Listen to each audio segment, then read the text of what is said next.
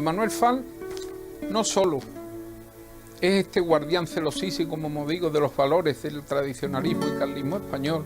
sino que además, como dijo Azaña, fue el hombre más peligroso para la Segunda República Española. Y lo fue porque fue también el que entrevió desde un principio que el camino que llevaba la República era sectario, era antiespañol y que había de alguna manera que cortar aquello y que había que irse preparando para un movimiento que salvara a España. Para esto, él está en contacto con el general Sanjurjo, que no olvidemos que a su vez era hijo de un capitán del ejército de don Carlos VII que murió en una acción de guerra carlista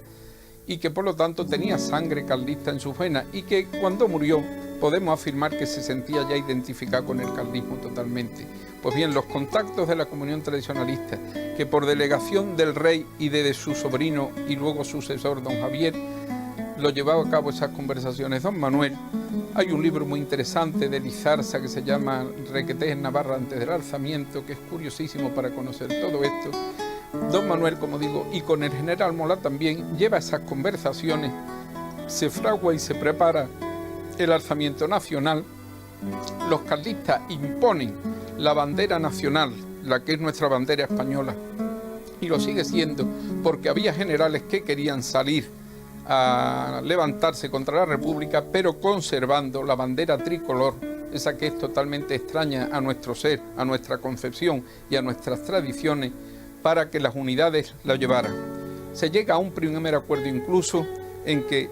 Sanjurjo dice, y doliéndose, como se ve del texto de su carta, de que, bueno, que los carlistas llevarán la bandera bicolor, y dice Sanjurjo, esto es la española, y las demás unidades que lleven la bandera republicana. Al final se impone la española.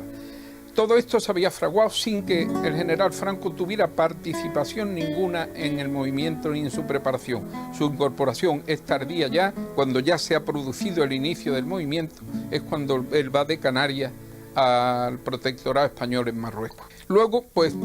¿qué pasó? Pasó que, y entro en un tema en el que no puedo profundizar más por las razones que he expresado antes, que se le designa jefe del gobierno del Estado español, y desde un principio él, que en mi opinión se sentía totalmente anticarlista, aunque dio discursos en que nos alababa y en que puso un telegrama cuando la desgraciada muerte del rey don Alfonso Carlos, en que le proclamaba buen español y espejo de caballero. A pesar de todo, desde un principio lo que pretendió es meter bajo su férrea, porque lo era efectivamente, mano, tanto al carlismo como a la falange, que como digo tenía muy poca o relativa importancia en aquella época todavía, y construir ese partido único totalmente de estilo imperante en Europa a través de Hitler y de Mussolini, o por su antigüedad de Mussolini y de Hitler, y convertir en lo que aquí se llamó nacional sindicalismo y incluir al carlismo y absorberlo con el triste decreto de unificación que inmediatamente, fulminantemente, se rechaza por las autoridades carlistas a través de la persona, como digo, del jefe delegado don Manuel Falconde, y ya empiezan las persecuciones,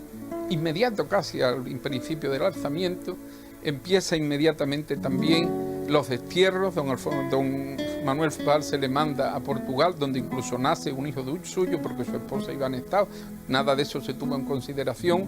Se expulsa de España en plena guerra a don Javier, lo cual fue por parte del general Franco muy osado, solamente que la lealtad y la nobleza del pueblo carlista y de los integrantes de los tercios carlistas